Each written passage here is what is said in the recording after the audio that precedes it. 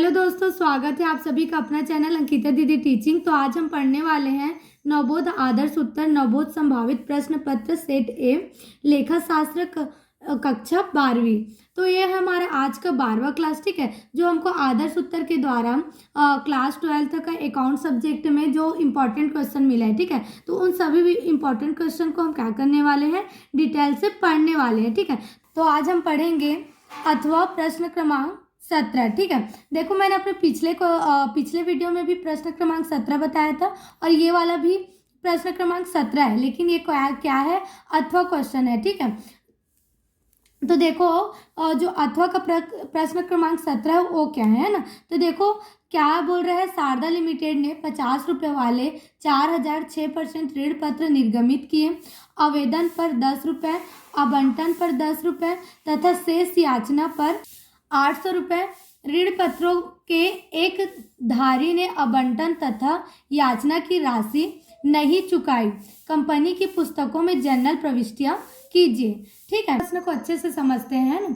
तो देखो क्या बोल रहा है प्रश्न, शारदा लिमिटेड ने 50 रुपये वाले 4006% ऋण पत्र निर्गमित किए। मतलब जो शारदा लिमिटेड है उसके पास कितना सारा ऋण पत्र है जी, 4000 ऋण पत्र है, ठीक है। और हर एक ऋण पत्र का कितना मूल्य है, 50 रुपये है, ठीक है। तो उसको क्या किया है, निर्गमित किया है ना। जिसकी राशि को कैसे मांगा है, आवेदन पर 10 रुपया मांग किया है, आवंटन पर कितना मांगा है जी, 10 रुपये तथा शेष याचना पर देखो टोटल आपका आवेदन की मतलब जो भी आपका ऋण पत्र उसका मूल्य कितना है, 50 रुपये। तो 50 में से 10 रुपये आपको किस में मिल जाएगा, आवेदन पर मिल जाएगा, और 10 रुपये किस में मिल जाएगा, आवंटन पर मिल जाएगा। तो 50 में से कितना चला गया, 20 तो चला गया, तो बचा कितना, 30 बच गया ना। 50 में से 20 गया तो 30 बचा। तो 30 किसके लिए है जी, याचना पर है, ठीक है।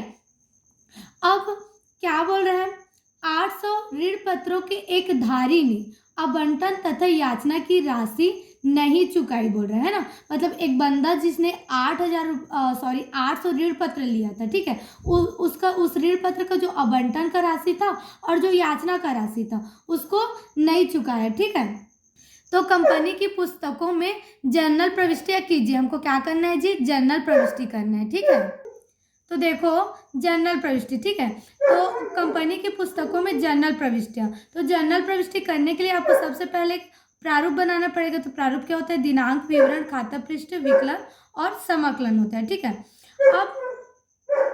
अब सबसे पहले हमको किस पर राशि मांगा गया है, आवेदन पर, ठीक है। तो आवेदन पर जब हमको ऋण पत्र की राशि मांगा जाता है तो सबसे पहला हमारा एंट्री क्या होता है जी, बैंक खाता विकलन होता है, और आपका 6% ऋण पत्र आवेदन खाता से क्या हो जाएगा, समाकलन हो जाएगा, ठीक है। इस एंट्री को हमको क्या करना पड़ता है, याद करना पड़ता है, ठीक है। जब भी हमको ऋण पत्र की राशि आवेदन के साथ प्राप्त होती है तो उसका एंट्री क्या होता है, बैंक खाता विकलन होता है और ऋण पत्र आवेदन खाता से होता है, ठीक है। अब यहाँ जो 6% 5% है वो अपने वो ऋण पत्र का क्या होता है, नाम होता है, ठीक है।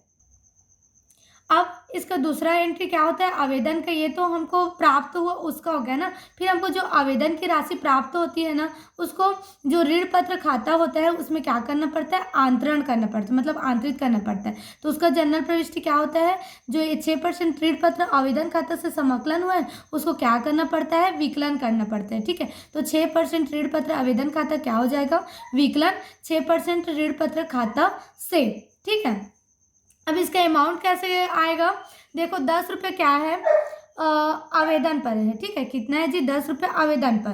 तो 4000 और क्या आपका जो टोटल है ऋण पत्र कितना है, 4000, और आपका आवेदन पर मूल्य कितना है, 10 रुपये।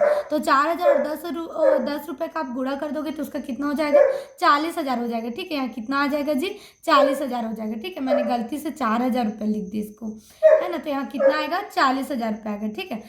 यही अमाउंट तो आप ऋण पत्र खाता में आंतरित करेंगे, है ना। तो यही अमाउंट जो आपका बैंक खाता वाला है वही अमाउंट इसमें भी लिखा गया है ना।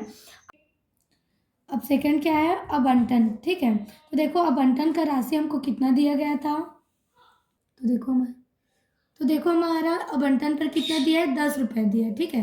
तो आवंटन का एंट्री क्या होता है, 6% ऋण पत्र आवंटन खाता क्या हो जाएगा, विकलन हो जाएगा 6% ऋण पत्र खाता से। 4000 ऋण पत्रों की आवंटन राशि प्राप्य होने पर। मतलब जब भी हम आवंटन का एंट्री करते हैं तो पहला कौन सा एंट्री होता है, प्राप्य होने वाला होता है, ठीक है। मतलब प्राप्य मतलब क्या होता है, ऐसा पैसा मतलब जो हमको प्राप्त होने वाला है, अभी नहीं हुआ है, तो उसको क्या बोलते हैं, प्राप्य। तो आवंटन का पहले प्राप्य का एंट्री करना पड़ता है, जो होता है आवंटन खाता विकलन, ऋण पत्र आवंटन खाता विकलन, ऋण पत्र खाता से। अब आवंटन का हमारा कितना दिया है जी, 10 रुपये दिया है ना, और आपका जो ऋण पत्र है वो कितना है, टोटल 4000। तो 10 रुपये और 4000 का गुणा करेंगे तो कितना आ जाएगा, 40,000 रुपये आ जाएगा, ठीक है। तो 40,000 रुपया आ गया है ना।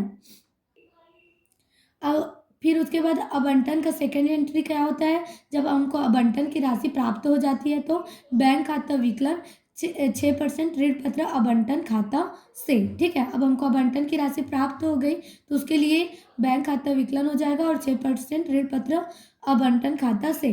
4000 ऋण पत्रों की आवंटन राशि प्राप्त होने पर मतलब सच में हमको पैसा मिल गया। लेकिन देखो प्रश्न में क्या बोला गया है, 800 ऋण पत्रों के एक धारी ने आवंटन तथा याचना की राशि नहीं चुकाई। मतलब हमारा जो 4000 रुपये ऋण पत्र था, 4000 ऋण पत्र था ना, उसमें का जो 800 ऋण पत्र जिस धारी ने हमारे से खरीदा था, उसने याचना और आवंटन की राशि को नहीं वापस किया, ठीक है। मतलब उसके अमाउंट को नहीं चुकाया। तो आप क्या करना है, इसको जो 4000 है उसमें 800 को घटाना, तो कितना आ जाएगा, 3200 आ जाएगा। फिर 3200 का जब आप 10 से गुणा करोगे ना, आवंटन की राशि से गुणा करोगे तो उसका अमाउंट कितना हो जाएगा, 32,000 हो जाएगा, ठीक है। तो समझ में आ गया ना। देखो 4000 रुपये 4000 हमारे पास क्या था, ऋण पत्र था। उसमें का जो एक ग्राहक था जिसने 800 ऋण पत्र लिए थे, उन्होंने याचना और आवंटन की राशि को नहीं चुकाया। तो क्या करना, जो 800 है उसको 4000 में क्या करना, माइनस करना, फिर आ जाएगा आपका 3200। और 3200 का आप जब 10 से गुणा करोगे तो कितना आ जाएगा आपका, 32,000 रुपये आ जाएगा, ठीक है।